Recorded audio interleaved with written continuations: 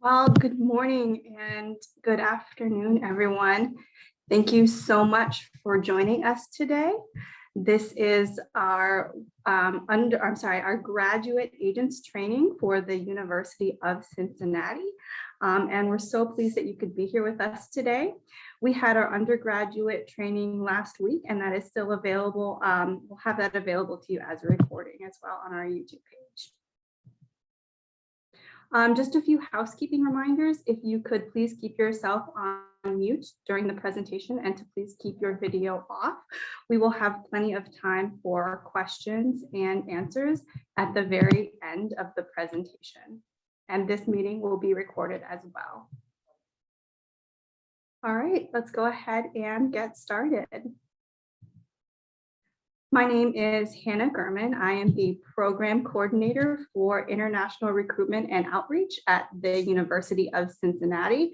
I am your main point of contact for anything related to undergraduate applications and admission support, but I also support you as well on the graduate side. And moving forward, I will also be your main point of contact for all things contracts and commissions. Sarah Mackey has been promoted to Associate Director of International Recruitment and Outreach, and her responsibilities have slightly changed with that promotion. So I will go ahead and let her give a brief introduction to herself as well. Good evening, everyone. I know some of you in the room. Thank you again for joining us. As Ms. Hannah mentioned, I'm taking more of a backseat role moving forward, but I will still be here to support you, to support Hannah as needed. But Hannah will be your main point of contact. So again, thank you for joining us. We have some great presenters in our various colleges here to talk about graduate admissions. I know that's been one area that a lot of our partners around the world have expressed more interest in learning more about. So we hope you find this presentation useful. Please share it with the rest of your teams, and if some of you are working from larger agencies, and I hope this information is relevant. So move forward. Great, thank you, Sarah.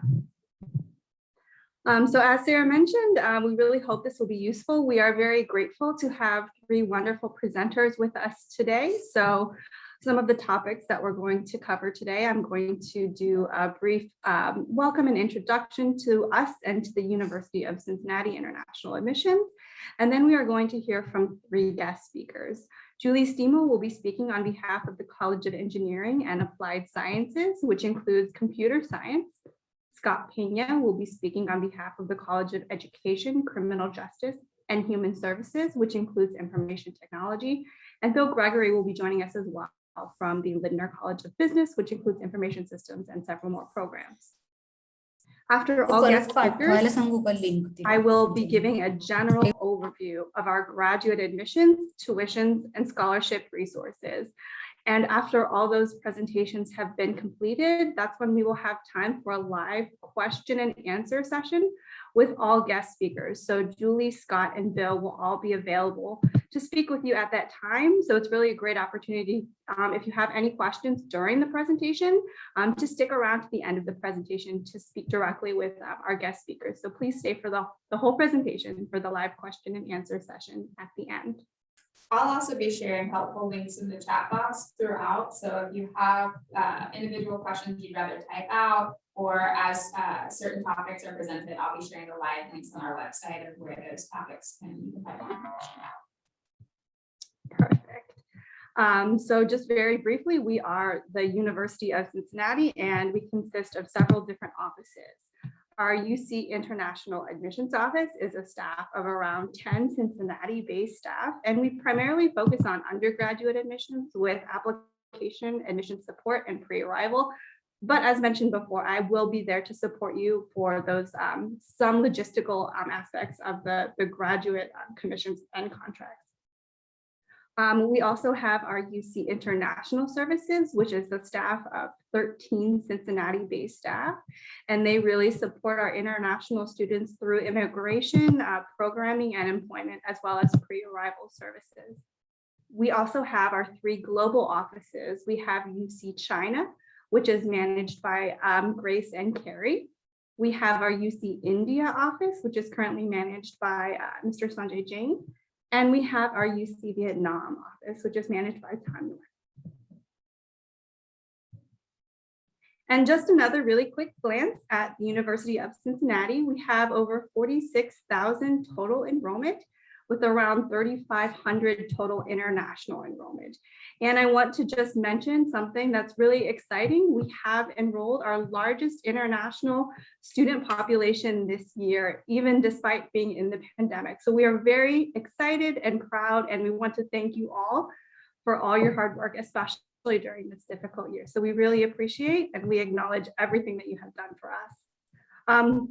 It's really an exciting thing. And of course, we have 11 different colleges. We have 350 different academic programs. So there's really a lot of opportunity for students to select the program of their interest.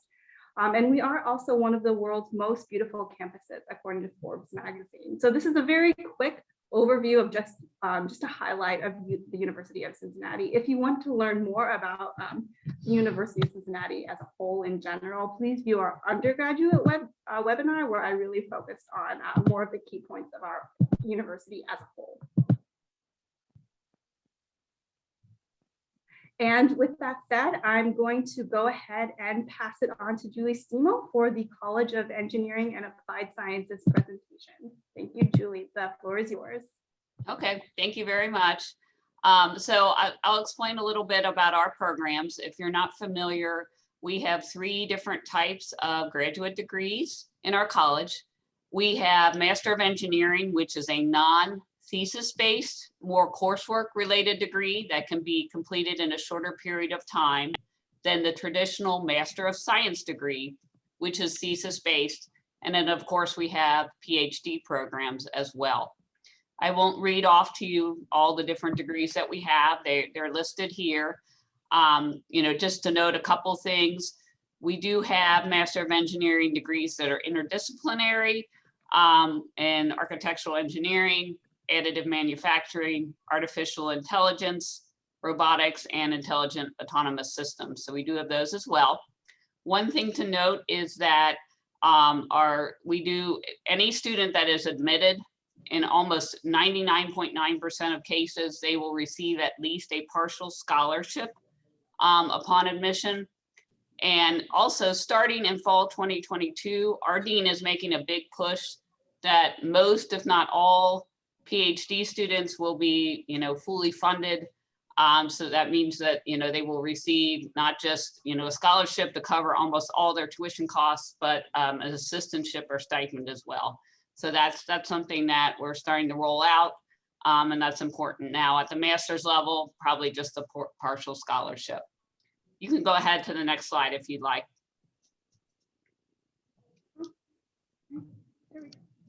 Thank you. So in terms of admission requirements, I've got the English proficiency test minimum scores listed here. We do accept TOEFL, IELTS, Pearson, Duolingo, and you can see the minimum scores accepted there. GRE, most of our programs had GRE be optional last year for the pandemic. That's changed somewhat this year. Most programs now are going to go back to requiring the GRE for international applicants.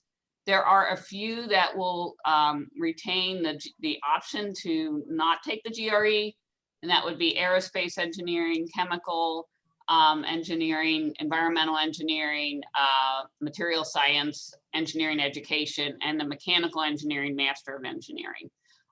So all other programs, GRE will be required. We don't require a WES evaluation. We don't do conditional admission, unfortunately. We may consider a 3-year Indian degree for our MEng applicants. And we will need students on their application to convert their GPA, if it's not on a 4-point scale, to a 3.0 scale. And they can use any free online tool that's available. One thing I do want to note that I should have included in the last slide is that all our degrees are STEM designated. So, students would qualify for STEM extension OPT in addition to the initial OPT upon graduation. You can go ahead to the next slide. Okay, so in terms of application deadlines, the fall application is open. I would encourage especially PhD candidates to get their application in by January the 15th. Because again, you know, if we're going to offer some of these full funding packages to PhD students, they want to get their application in early. Because if they get in their application in late, those fully funded opportunities or those slots may be filled already. And we don't want that to happen to them if they're a good candidate. So we encourage you to get the application in early. The final deadline is March 31st. And what that also means is we also would like all supporting documentation to be in the application at that time. And that includes, you know, the import of test scores, which can take a few weeks from the time that students have them sent. We do have spring 2022 applications open for a very limited number of programs. And the deadline for international applicants is October the 31st. So aerospace, biomedical, chemical, engineering, mechanical, and material science only at the MS and PhD level, not Master of Engineering. So those programs only students can submit a spring application. To be honest, the turnaround time for getting back to you on the application varies by program. You can always email our general email address if a student is wondering about the status of their application. But I will say that because January 15th is kind of the priority deadline, faculty will not start reviewing until that time applications. So students won't hear until late January or early February at the absolute earliest about their fall application. All right, I'll turn it over to the next person now. Great. Thank you so much, Julie. That was incredibly helpful. I think we all learned some really wonderful information regarding scholarships. It's really great to hear about that, the assistantship potential opportunities, as well as the deadlines. Those are really great to hear with the GRE requirements. So I think really what's important to note is that students should be getting those applications in by that priority deadline in order to be considered for that PhD full funding and for limited for MS. I think that's really important because I know students are definitely always curious and wanting to know whether they're admitted to the program. So I think a key point is getting that application in early. Thank you so much again, Julie. And we, again, we'll have questions, a live question and answer session at the end. But at this time, I'm going to pass it over to Scott Pena in our College of Education, Criminal Justice and Human Services. It's all yours, Scott. Thank you. And thank you so much for having me today. It's a wonderful opportunity to share some programs that we offer with the School of Information Technology as well as the School of Education. Congratulations, Sarah, on your promotion. I always like to point that out. I've worked with Sarah before, so well deserved. So now I want to talk to everyone about the School of Information Technology. One of the programs that I recruit for specifically is the Master of Science of Information Technology. And the best part about this program is you really don't need to have information technology background to apply for this program. It is a build your own type program. You get to pick the courses you want to take. Maybe you're interested in cybersecurity, or maybe you're interested in mobile and social application development or game development. These are programs, these are classes that you can actually take while you're in the program. You work with an advisor that'll help you go through and look at each individual program and the classes that you're going to take. But that's the best part about that, is you get to pick the classes you want to take. So there's no IT degree or IT experience required. We offer bridge courses that help bridge that gap between maybe not having the experience in information technology, but being able to build those foundational skills as you go through the program. The program is STEM designated. So there's some opportunities for you to apply for that OPT extension if you're looking to do that. Also, the two programs I'm talking about today, there is no GRE requirement for either one of these programs. Our faculty and our staff are very, very specific about looking at the holistic approach to the application. So there's no GRE requirement for either one of these programs. Admission requirement, very, very straightforward for the information technology program. Credential evaluation required. When you apply for the program, you would only need to submit your unofficial transcripts. And then once students are accepted into the program, then they would reach out and have their official transcript sent to us. So you can send your unofficial transcripts from your college when you apply for the program. The bachelor's degree, at least a B average. If you do not have specifically a 3.0 on a 4.0 scale, that's why we offer the bridge courses, because that's a holistic approach to the application. So if you're not sure if you have that 3.0 or if it's just below the 3.0, still apply for the program. The faculty does take the time to look at all the applications. Unofficial transcripts when you apply. Your resume, please make sure your resume is up to date. And also very, very important, please make sure you have 3 letters of recommendation that are going to recommend you specifically for the information technology program. So give those individuals that you're going to have recommend you, give them a little bit of time to go ahead and talk a little bit more about their recommendation for you. Next thing, personal statement. Really talk a little bit more about your desire to want to be in the information technology field. Give that a couple of pages to go through and explain your desire, maybe some experiences you might have had in IT. And this is a wonderful opportunity to share that information with the faculty when they review your application. Again, no GRE required. Official test scores. We do accept Duolingo as well. And then these are the application deadline dates. The application deadline date has been extended for the spring 2022 semester for our wonderful international students till October 1st. So if you would like to apply for the information technology program, there's still time. You still have 2 weeks to go ahead and apply for the program. I'm working with a group of international students right now who are still looking to apply for the spring semester. So if you're thinking about applying, please do so. There's still time for you to apply for the IT program. The other thing I want to talk about is this program actually gives you the opportunity where you can do a capstone course or you can do a thesis. So you get the opportunity where you can decide for this program if you really want to do that research on the thesis, or maybe you want to do like a capstone related project where you get the opportunity for the faculty and some of our staff to actually take a look at it as well. And you'll have the opportunity to challenge that. Next slide. Okay, the other program I want to talk about is the Master of Education in Instructional Design and Technology. Now, this program, again, you're not required to have IT background. This is a way of bridging that gap between individuals who want to learn, there's a topic that needs to be learned, and how technology is going to help you do that. Prime example, when here in locally, Cincinnati Public Schools, they had to move from a campus environment to a virtual environment. Our IDT faculty, students, and alumni actually help them make that transition to preparing to be an online teacher, to preparing students to be online. So they really play a big part in preparing students and people to learn online. It is a STEM designated program, no IT degree required. And of course, there is no GRE required for this program as well. One of the best parts about this program is you actually create an e-portfolio that prepares you for life after the IDT program. You actually get to showcase all of your research and your project in a final project evaluation in a student showcase, and then we help build that portfolio to make it very, very marketable for individuals who are looking to hire.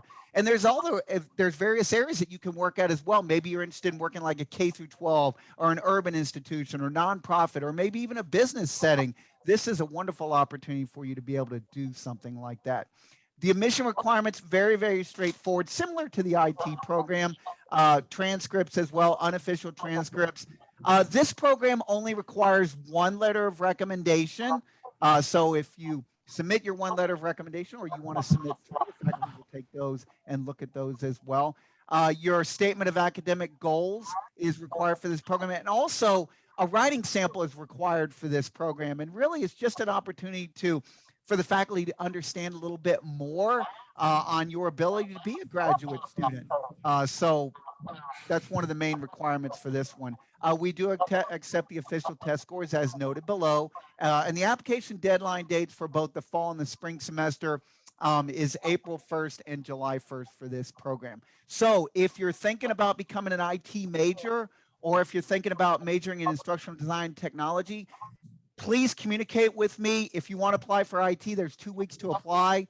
please go ahead and do so. And if you're looking for instructional design technology, again, I am enrolling for the spring, actually for the fall semester now. So in the fall, the application is open for the fall 2022 semester. So go ahead and start your application now. Please don't wait.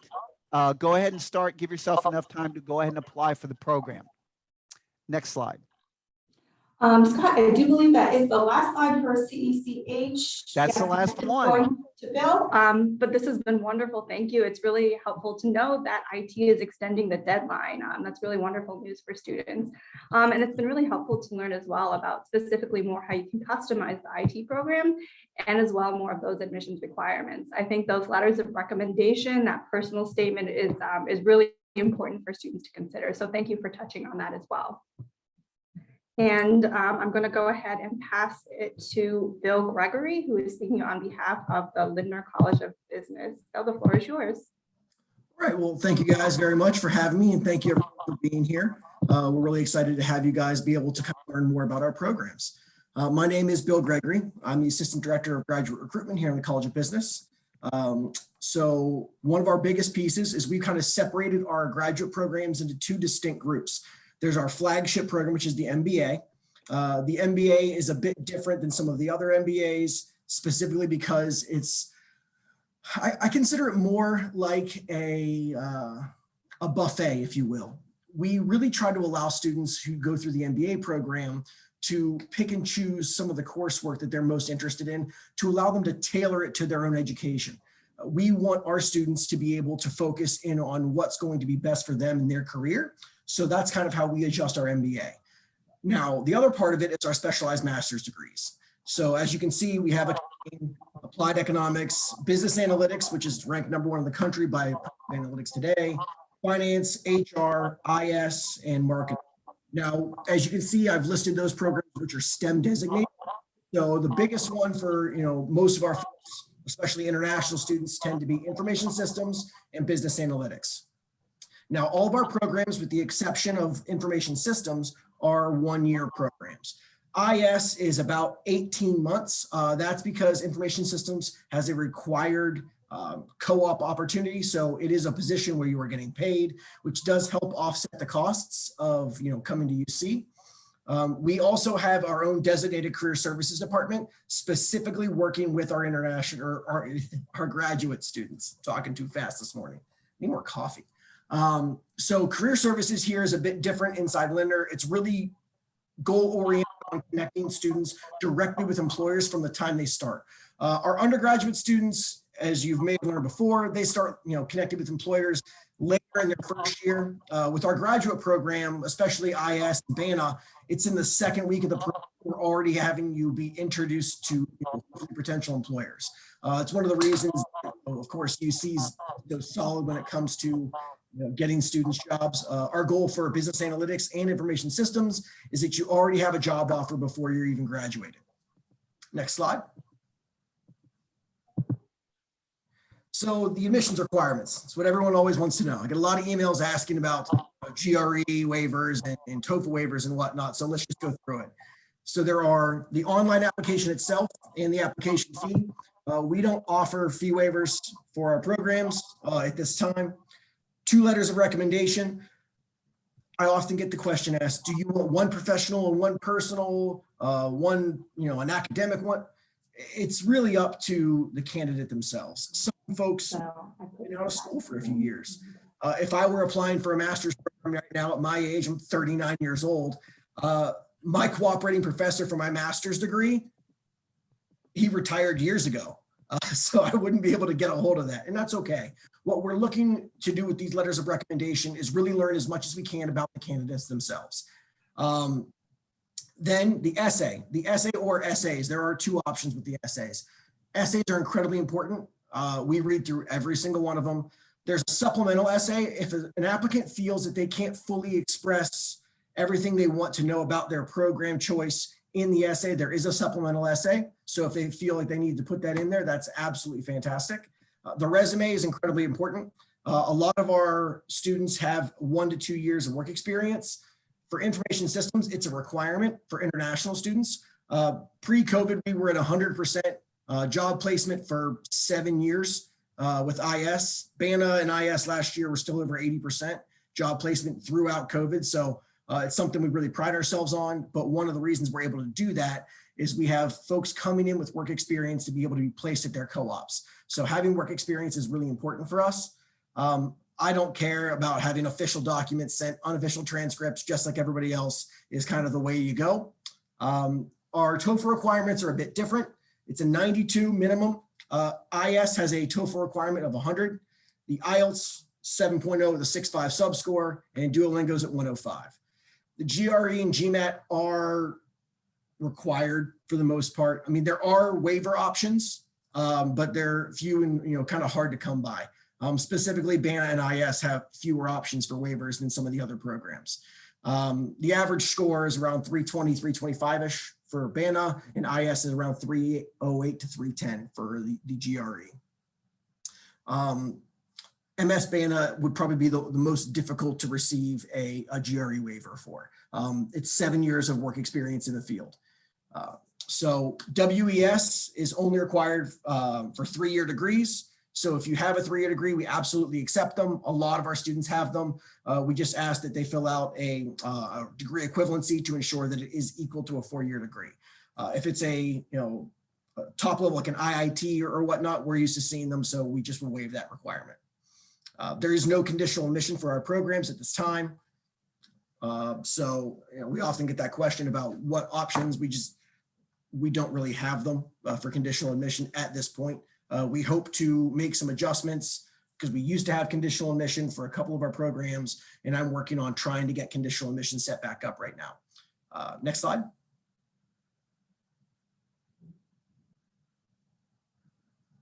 So the fall application is open. Our programs are set, business and analytics and IS are fall only. There really are no options for spring, specifically because of the structure of the program.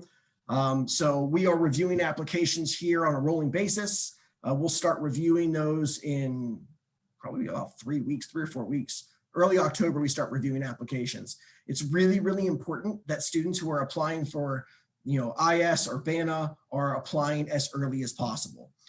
Specifically because those programs fill up so incredibly quickly and they're really, really competitive. There is the April 15th international deadline, but if you haven't applied for IS or BANA by end of July, BANA specifically, it's going to be almost impossible to get in because the positions are all filled. We don't have spring applications for internationals because of the full-time situation, except for the MBA itself. And that's because the MBA has so many different tracks and options that you can be a full-time student starting in spring. As I said there, before April 15th, many programs are filling their positions. So applying early is really, really important. That's my email. If you have any questions, I'm happy to connect with you. But those are kind of the basics. I think that our programs are a bit different than some of the other, analytics programs or information systems programs at competing institutions. So if you have any questions about, those programs or the MBA or maybe a master's in HR or something a little different, I would love to connect with you. Thank you.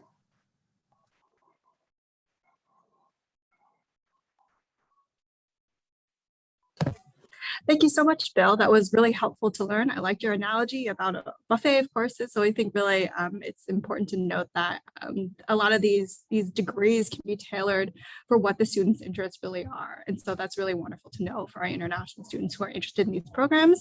And it's really wonderful. I think that everyone has been able to give such information, all of our wonderful presenters, and they are available for you as well to speak with you about more specific questions. I'm going to go ahead and move on. That Bill Gregory was our last presenter. I'm going to go ahead and give just a brief overview of the general admissions processes and how that works with us, our office, and our agent relationships as well. So graduate admissions is separate from undergraduate admissions that you see. It's decentralized even further within graduate admissions, which is why we are very grateful for having this presentation today, because there are so many different application requirements, application deadlines, turnaround times. As you can see from today, it really varies by the college and it varies by the program. So you really are our common link between the graduate school programs and our international students. So we're really here to help you with any questions that you have within the graduate school. Again, a turnaround time does vary, which is really important to know. I know a lot of students are, of course, very curious about when they'll receive their admissions decisions. They're worried about getting their visa and their I-20 and coming to the United States to study. I think the most important part is getting that application in as early as they can. And it might be able to get that application moving by that priority deadline.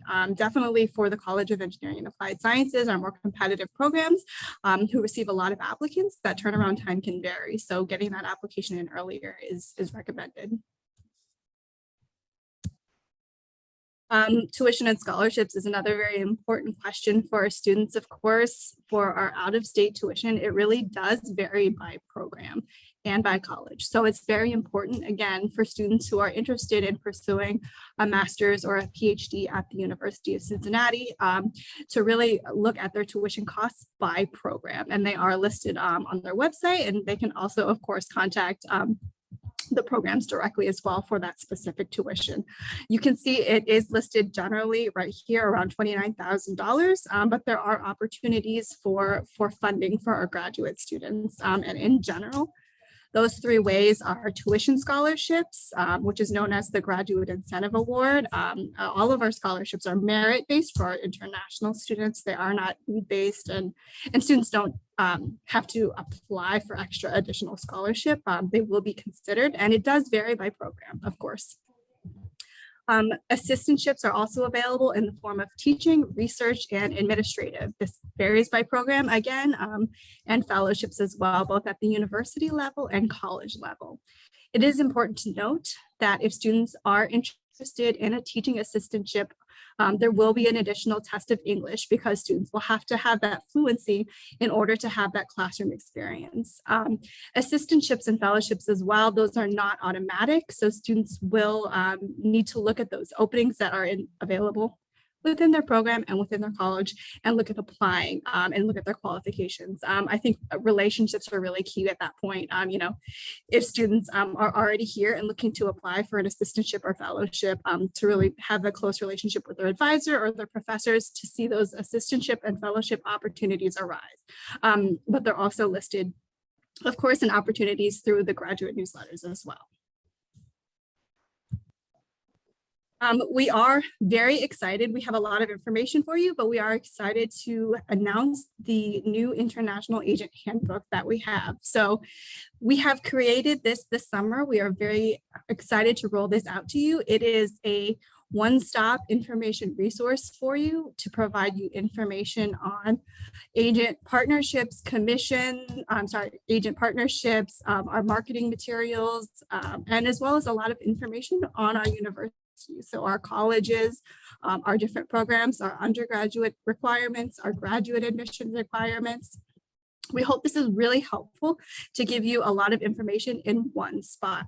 So this is going to be available on our International Agent website, and Sarah Mackey will go ahead and put that in the chat for you as well, so you can view it right away. And our graduate guide is also updated for the 2021-2022 academic year. And this is a more specific focus on the graduate school in particular. So it does highlight some of those more competitive programs and some of the more popular programs that a lot of our students are interested in, which does include all of the presenters that we've had today. So that College of Engineering, the College of Education, Criminal Justice and Human Services, and the College of Business. It really has a little bit more program details, including application deadlines, and as well as contact information.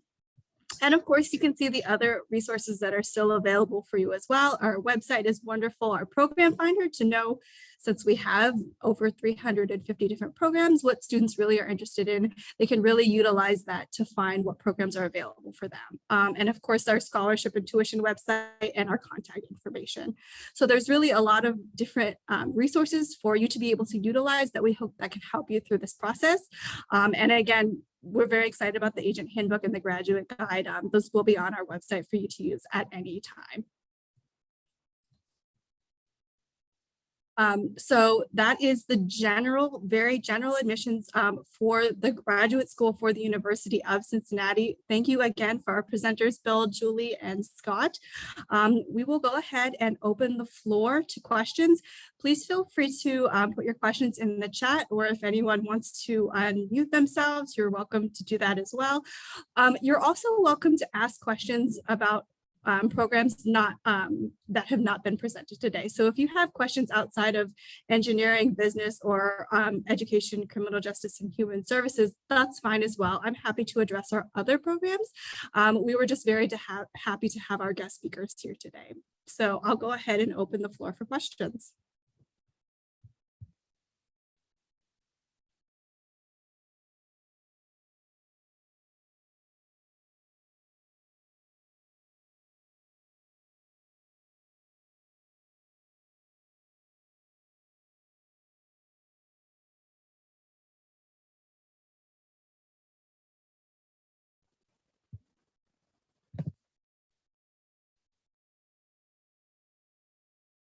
Did we have any in the chat here?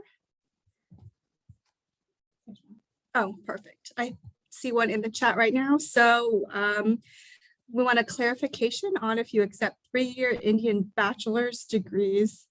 Does it mean you also accept 3-year Australian degrees? And are you asking for a specific degree or just in general? If you could put that in the chat. And then in general, I don't think there's a one in general answer to that. Even with the 3-year Indian bachelor degrees, it varies by program. So I think that's really something that I can't give a general yes or no to. You're really going to have to reach out specifically to the program that the student is interested in and see if that would be accepted at that particular program. And the second question is, I hope that answers your question. Unfortunately, I can't say yes or no, like I said. And then your second question was, is the GMAT required for the MBA program? So I'll take that one. The GMAT is not required. We do like to see the GMAT if we can, or GRE. They're much like the SAT and ACT to us. They're interchangeable half the time. But there are a lot more waiver options for the MBA than there would be for, say, my MS BANA program. Just because it's a larger program and there's more options and there's more, applicants coming into that type of a program that have a different, work base and everything else. So it's less technical with the MBA. So we do have some more waiver options. But I would say that if you have a good, GMAT or GRE score, I would supply it because it would give you some additional options for scholarships as well. So we definitely use those in scholarship decisions. Most of our students get some type of scholarship, but having a great GMAT or GRE can definitely help boost your scholarship profile. Something else I wanted to add about the information technology program in conditional admits. In the beginning of my presentation, I talked a little bit more about the bridge courses. That's where the bridge courses play a factor in that. There are actually 4 3-credit bridge courses that have to be completed within the first 2 semesters. So that kind of would be your conditional admit for that program. So the part of that would be those students who in their admission letters are required to complete those 4 bridge courses. Again, they would have to be completed in the first 2 semesters. If they do not complete those courses, then they would no longer, there's a possibility that they would no longer be in the program. So and IDT does not do conditional admits. Each one of those are looked at by the faculty. They may come up with some additional recommendations. So hopefully that helps.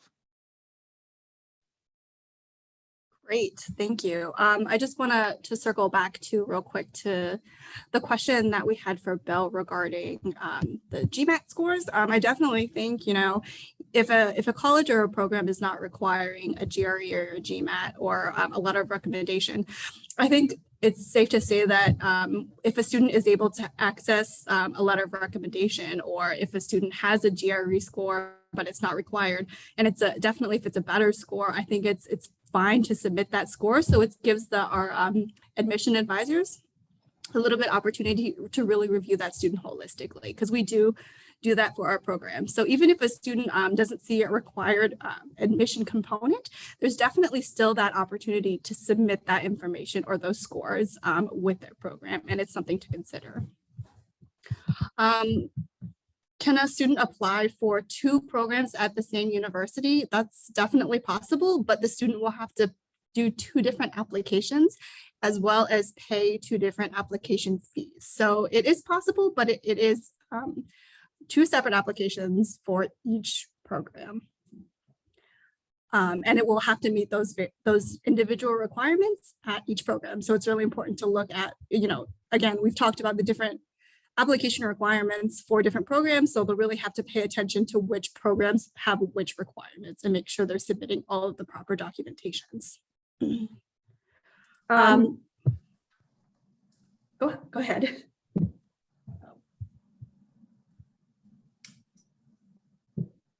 I think we're getting a little feedback. Can everyone hear me okay? Okay. All right. Tuition fees average is around 29. What will the ratio for the graduate incentive award? That will really vary by program. So if you're looking towards a specific program or degree, it's very important to speak with the specific program that the student is interested in. So it varies by engineering, by business, by information technology. If you have a specific question about any of the programs that our speakers here can talk about today, feel free to ask a more specific question. But unfortunately, I can't give an overall ratio for the whole University of Cincinnati regarding a graduate incentive award amount.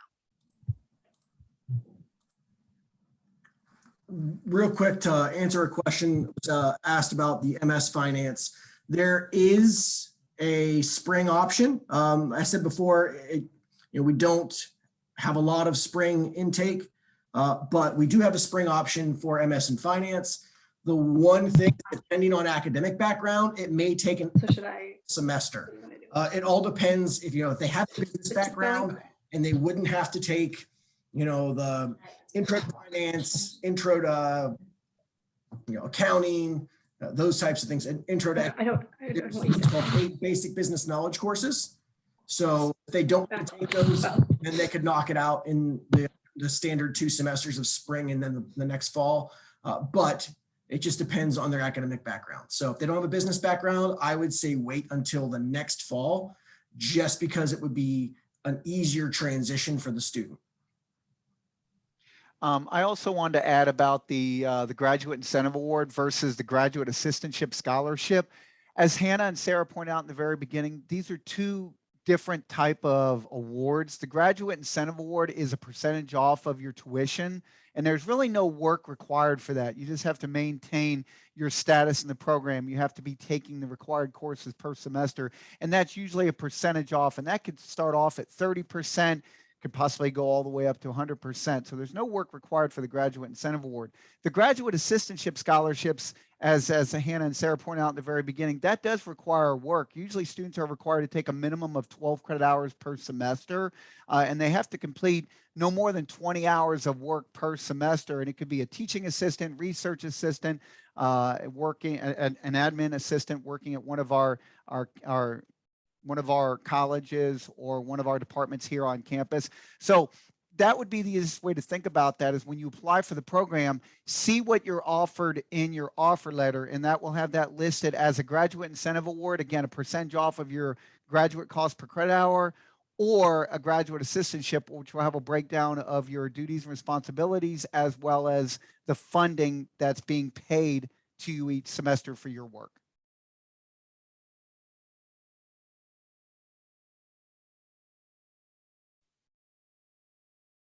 Wonderful. Trying to see if we have any more questions. Bill, I think let's see. Once we they have an undergraduate business degree already and have taken GMAT test. Once we submit an application, how long would you say a student will need to wait until the decision is made? So once the application's fully completed and it comes through our system, it takes about 10 business days. That's the standard. So that gives all three people in each program is individually operated. So the faculty advisor, the academic advisor, and then the person like myself or Kevin Mussman's the other assistant director. The three of us each get a chance to look through and read that application so that we have an opportunity to all kind of make a consensus on the decision process. And that way it's as fair as possible. We don't want just one individual looking at apps. We do try to have multiple people take a look at an application to ensure that the application was, fairly reviewed. So it takes about 10 business days. Great, and I'm gonna circle back to that as well, just to point out again that our international admissions office does not make any admissions decisions regarding graduate applications, and our office cannot, offices do not upload any documents for graduate international students. So students will have to use that graduate online portal to submit, all of their documents submitted, and it will be reviewed by the colleges, not our individual office. So while I will try to provide everyone and all of you with as much support as I can, I cannot really affect decision turnaround time. I cannot really affect application review and so forth. So I'm really just more here to support as a liaison between making sure students have all the information they need. One thing to also add is if people send me the agent paperwork, I'm just going to forward it to Hannah anyway. So if you have agent paperwork, my office doesn't handle it. I would love to see some documents come through, but they need to be directly related to the application itself. I don't handle agent paperwork. So just to know that if, and myself, I know Scott's crazy busy, Julie's crazy busy. We can get, you walk in on a Monday morning to 150 to 200 emails. So it can be a day or two to get back to everything. And if you really need your paperwork done, and I know how sometimes things are really timely. I worked in UC International for 5 years before I came here to Lindner. So I know that sometimes it's all about quick timing.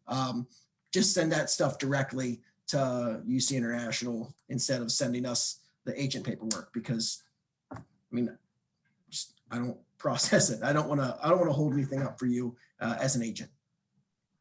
Perfect. Yep. Just send that all my way. I'll be happy to process that for you. And let's see, what is the minimum GPA required? So typically, again, it does vary by program, but typically we're looking at a 3.0 on a 4.0 scale, which is about a B average. And if students don't have that, obviously that 4.0 scale, there are ways that they can convert that on their own to see what their GPA would be on that 4.0 scale. I'm going to jump in. Can you hear me when I talk? Typically with Indian percentages, there are calculators online, but you're looking for between at least a minimum of 70 and 74, and that's a minimum. So we're really looking to see more in that 75 to 84 percentile for Indian percentiles calculated over to a US GPA system. So that's something to keep in mind. And in terms of backlogs, we get a lot of questions about this all the time. Backlogs are more of an to my knowledge, more of an Australian university concern. We don't really use the word backlog in the US industry or look at backlogs. We don't have a minimum number of backlogs. We're looking at that overall GPA and a combination of your test scores and other holistic factors. So backlogs are not, there's no minimum cutoff for backlogs at UC and at most US universities. That's all. Perfect, thanks. Well, we still have a few more time for questions. If you have any more questions related to scholarships, admissions requirements, program information, this is a great time to get those questions answered. So I'll leave the floor open just for a little bit more in case we have any remaining questions.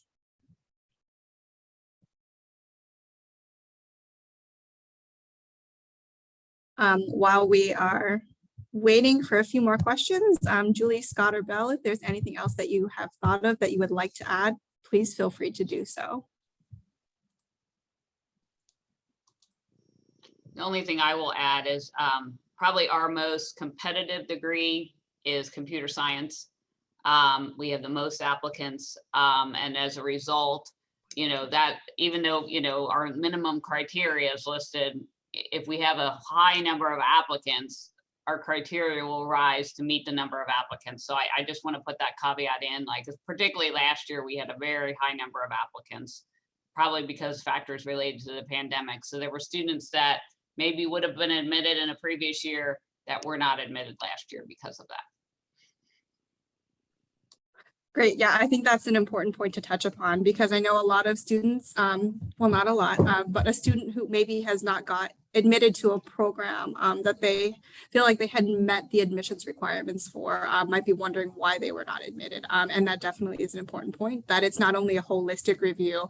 It also really depends on, how many applicants are applying, and if that bar is set a little bit higher based on that applicant pool. The other thing I wanted to add is for individuals who are thinking about going for, like, let's say, for example, the IT program, really, why go anywhere else? I mean, the University of Cincinnati, we have a master's degree of information technology, and then after you're done, we have a PhD in information technology for the fall semester. I've had students, some of our wonderful international students who've started off with the MSIT program on campus and then applied for the PhD program and were accepted in the to the PhD in information technology. UC is one of the only schools in the tri-state area. I mean, outside of that, I'm not sure about, one of the only schools in the tri-state area that actually offers a PhD specifically in information technology. So if you're an IT major, you can look to stay with us for your PhD when you're done. And the same thing if you decide to go instructional design technology. Why go anywhere else and look for a PhD program? Because we have a concentration specifically with the School of Education for instructional design and technology. So it's a wonderful opportunity to be able to apply for those programs. And the good news, both for the PhD in IT and the PhD in educational studies, is the GRE is not required for either one of those programs as well.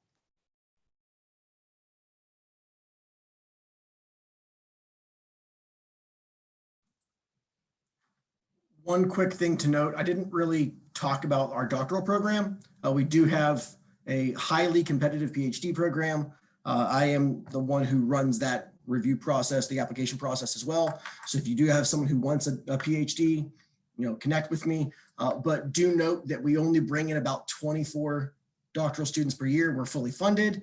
It's really small and very, very competitive.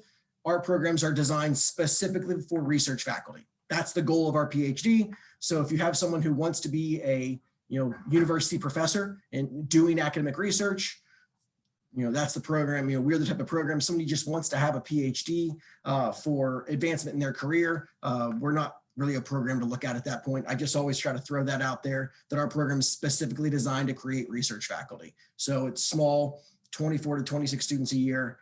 GRE is required. There are no waivers, period. You have to have it. So putting that out there just in case they don't have questions. Great. And it looks like there's a question coming in. What if a student has less than that 3.0 GPA on that 4.0 scale? And it's definitely, as Scott and Julie have mentioned in the chat, that 3.0 is really, or higher, is really recommended when students are putting in their application. That is kind of the university minimum.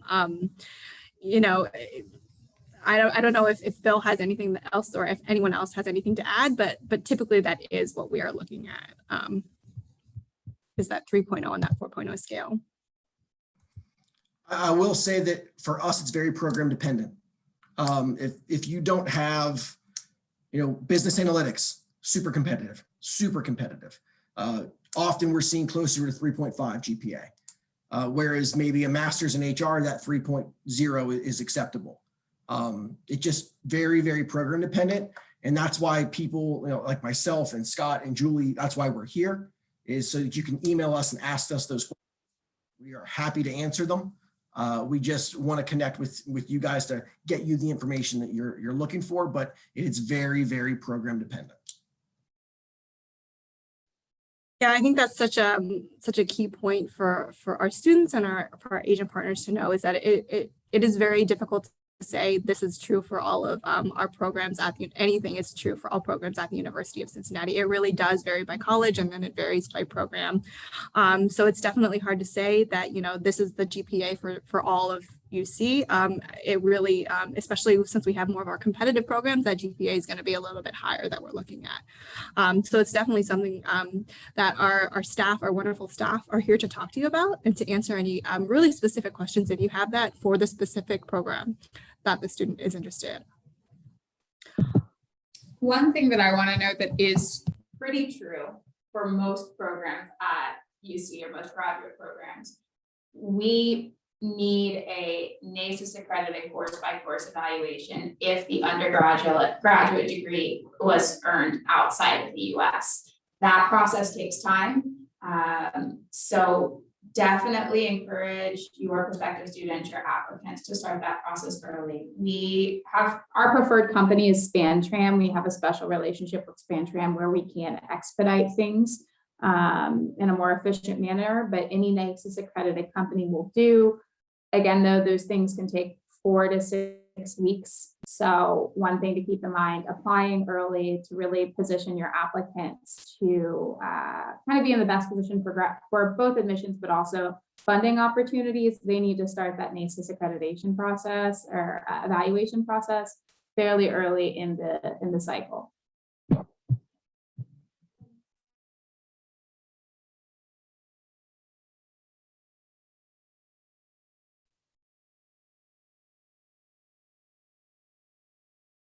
All right, it looks like we have emails from Scott, from Julie, and Bill has posted his as well on his slide. We will share this slide with you, this whole presentation as well as the recording, so it will be available to you to reference in the future, as well as to share with any colleagues who were unable to attend this presentation today. And of course, if your question wasn't addressed today, or if you have any other questions that you think of in the near future, of course, please feel free to reach out to me directly or to reach out to any of our wonderful guest speakers as well. They'd be happy to answer your questions regarding specific programs, deadlines, application requirements, and so forth. I think we're going to go ahead and wrap up. Sarah, did you have anything that you want to add at the end? Thank you for being here. I noticed a lot of familiar faces, or a lot of familiar names, I should say. Just 2 things. One, please check out our agent website that has marketing materials, the graduate guide, the agent handbook. Give them to your new counselors as they enter in. It's a really great guide to help better understand all of UC's processes and all of our programs. Also, we are trying to be a little bit more diligent about updating our own internal systems. So if you have new contact information, I'm saying this because I noticed a few center directors and CEOs in the room. So if you have new contact information for your counselors, please send that to Hannah, because we're trying to make sure that all of your counselors are receiving our monthly agent newsletters. We've also changed the format a little bit, so they are in a short, fun video format. If you don't want to read it, take a minute and a half to watch it, and you'll get all of our monthly updates that are coming out of our office. But we're trying to make sure all of our counselor data is updated. So please send that data if you have it to Hannah, and we'll make sure all of your counselors and all of your centers are getting our information. And that's about all I have, other than thank you for being here. Thank you for our presenters. Thank you for Hannah for organizing this. We have a really great team, and we are looking forward to another awesome recruitment year at the University of Cincinnati. Yes, absolutely. Yeah. Thank you everyone for attending today. Thank you to Julie, Bill, and Scott. We hope you all gained some wonderful information and insight into our programs.